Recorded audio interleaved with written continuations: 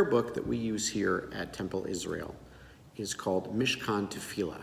It's the newest prayer book to come out of the Reform movement, from the CCAR and the URJ.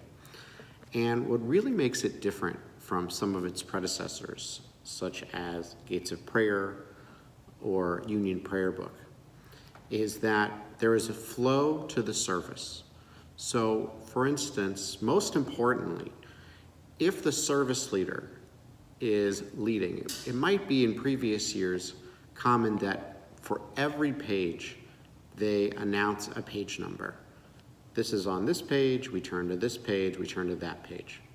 The way that Mishkan Tefillah was designed was to reduce that breakup of the liturgy and create a nice flow from one end of the service to the other.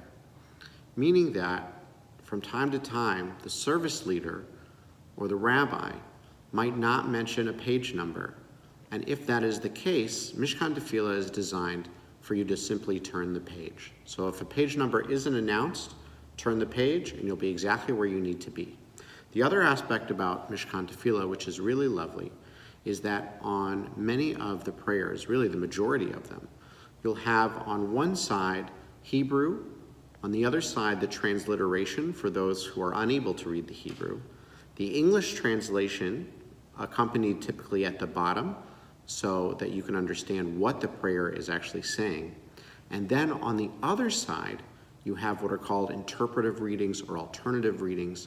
And what these are short, poetic, what are called piyutim, these ideas that, the prayers which encapsulate the ideas of these prayers, but always end with what's called the chatimah, the final blessing, to seal up that blessing just as we would with the original blessing.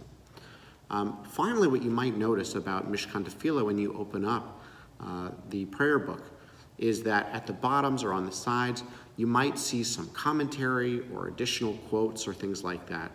And that is meant to catch your attention. Certain times within the service, our minds can drift. We can feel not connected to that particular prayer that we're doing. And so Mishkan Tefillah really allows our kahal, our congregants, for their minds to wander a little bit, their eyes to wander a little bit, to read some inspirational moments or inspirational aspects to these prayers, and that's perfectly okay.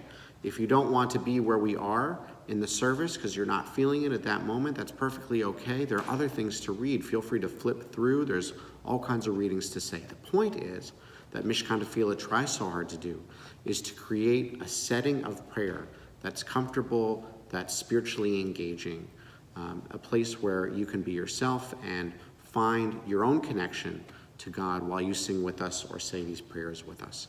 So as you come into Temple Israel, grab a copy of Mishkan Tefillah, flip through it, and see what gems are inside.